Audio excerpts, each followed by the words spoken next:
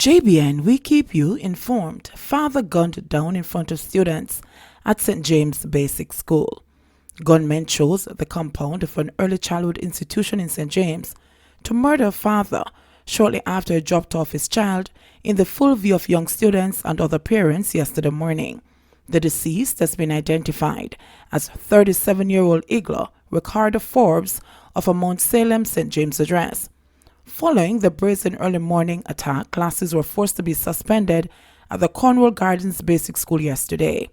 Several parents were seen rushing in and out of the school premises with their children while the police marshaled the entrance to the school.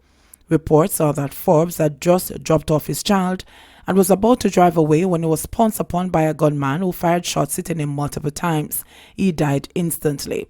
The incident attracted a large gathering of curious onlookers along the roadway that runs past the school.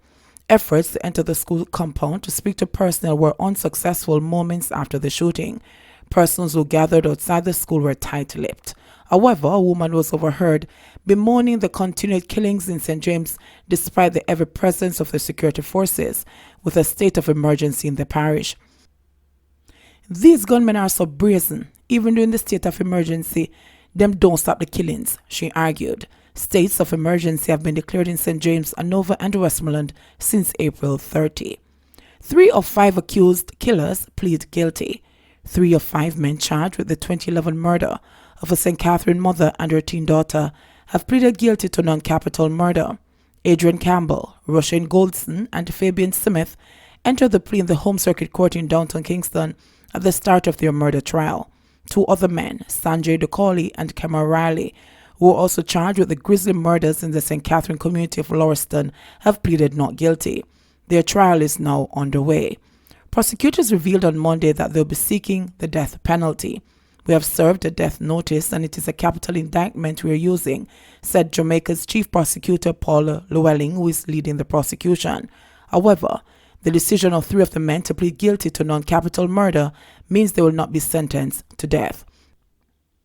Meanwhile, Llewellyn, who has been assisted by Crown Counsel Houdin Williams, revealed in court that the 5 were among 8 men armed with guns, knives and cutlasses who went to the home of Charmaine Ratchie, 40, and her 19-year-old daughter Joyce Lynch on the night of July 20, 2011. They allegedly kicked in the door and shot the woman and her daughter before they were beheaded. Meanwhile, Campbell, Gordon and Smith are set for sentencing on December 11. Justine Vivian Harris has ordered that their social inquiry report and their police record be presented. Gangsters trigger Bickerseth exodus. At least 10 fearful families have recently fled the once quiet community of Bickerseth in St. James, which has had its reputation ravaged by gun-toting gangsters using the multi-million-dollar telemarketing scam to fuel their thirst for wealth and influence, leaving a bloody trail in their wake. A bitter gang feud has triggered the latest evacuations after 1 man was killed and multiple persons left nursing gunshot wounds recently, sending panic through the community. The gangsters continued the onslaught early Sunday morning as they shot 2 young women through a window as they slept. When the community was visited yesterday, some residents were reduced to tears as they related hellish stories of heavily armed gangsters trading bullets in a once peaceful district. The youth them over Johnson Common and some from Camp Road come out of the crossroad in a war, a resident said. Last week them murder a youth down the road and shoot and injure another one. Now Sunday morning the 2 women them attack. The residents say some 12 to 15 families have since packed up and left the community, leaving several houses empty as persons fear for their safety. The people them have to run away because them get threat for leave or else them are go dead, noted another resident. A military checkpoint nearby on the Montpelier Main Road, as part of the parish's state of emergency operations, has done little to quell their fears, nor has it been a deterrent to the thugs. Police and soldiers can't help with. This is out of control. Look how close the security checkpoint there, yet the youth them don't afraid. Them are run up and down in the place with gun like them in a movie, lamented a man who was gearing up to join the exodus. A reliable police source said that the force is aware of the situation and has even assisted some of the families to move out. However, he also said the police's hands are tied as the residents have not been forthcoming with information to identify the culprits. Businessman Valentine Bailey, who is seeking to represent the community, on the opposition People's National Party PNP ticket in the next local government elections says the violence is a legacy of lottery scamming. Young man them don't work, and most of them took to the scamming. But now that the scamming has dried up, most of them youths who use their money to buy guns are left idle and are now creating problems in the area, he said. Last year, Bickerseth gained national attention when 3 soldiers were shot and injured by gangsters aligned to the parish's most wanted man, Delano Preke Wilmot. St. James, which is one of 6 parishes currently under state of emergency, recorded 119 homicides up to October 26, a 41.7% increase over the 84 recorded over the corresponding period last year. Guns seized in Trelawny, 1 man in custody. 27-year-old Davian Jarrett, otherwise called Fox, a labourer of Bounty Hall in Trelawny, is scheduled to appear before the Western Regional Gun Court to answer the charges of illegal possession of gun and illegal possession of ammunition. The Wakefield police report that about 11:45 on Tuesday night, a team was on patrol along the area when they observed Jarrett acting in a manner that aroused their suspicion. He was accosted, searched, and a Taurus 9mm pistol, along with a magazine containing 12 9mm rounds of ammunition, was removed from his waistband. He was arrested and later charged. Life sentences for Kingston hitmen who killed students in St. Thomas. 2 Kingston men who were convicted in August for the shooting death of a schoolboy and the injuring of a woman in St. Thomas 6 years ago have each been sentenced to life imprisonment. The convicts, Omar Campbell and Taj Campbell, both of Kingston 8 addresses, recently learned their fates in the St. Thomas Circuit Court. The men had been convicted on charges of murder, shooting with intent, illegal possession of firearm, and illegal possession of ammunition, arising from the killing of 15-year-old Kadeen Smith, a student of the Morant Bay High School, and the wounding of a woman. At the sentencing hearing, presiding High Court Judge Justice Courtney Day ordered the men to serve 24 years behind bars before being eligible for parole consideration. Reports at the time stated that in November of 2013, the accused men, whose aim was to carry out a contract killing, went to the Bamboo River community in Morant Bay, St. Thomas. The men, after entering the premises of their target, a female, pulled guns and opened fire, hitting her.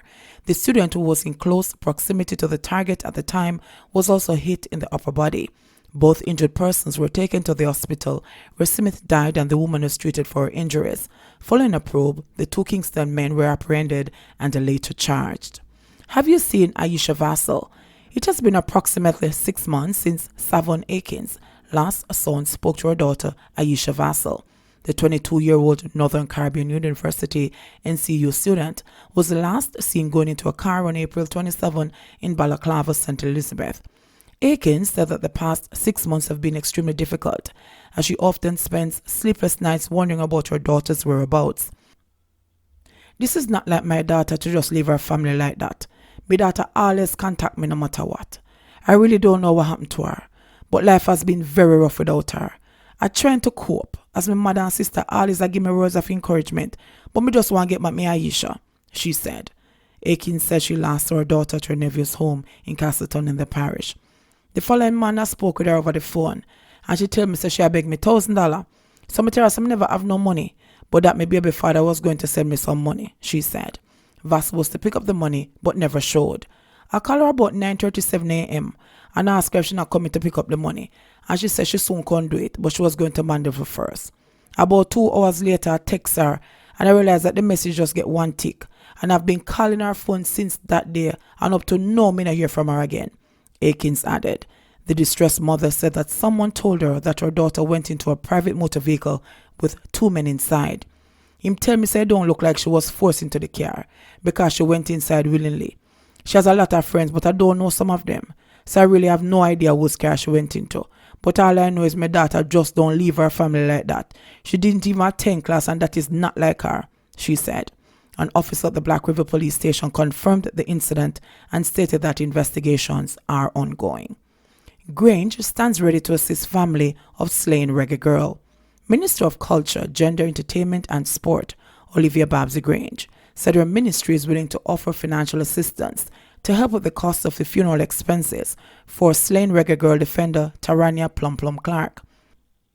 The talented 20-year-old footballer recently featured for the Reggae Girlz during the Olympic qualifiers was stabbed to death by a friend in Halfway Tree last Thursday night.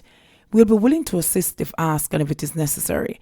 I am reaching out to the family and to the JFF to see what is in place and what role we can play, said Grange. I am really saddened because she was a talented footballer and a member of the national squad, she said. I consider her killing senseless, and it is sad when you see a brilliant footballer and obviously a leader with a wonderful future whose life is being cut short so suddenly, Grange said. The defender, who played 7 years for Excelsior High in the schoolgirl competition, also came through the ranks as a national player and was destined for greatness.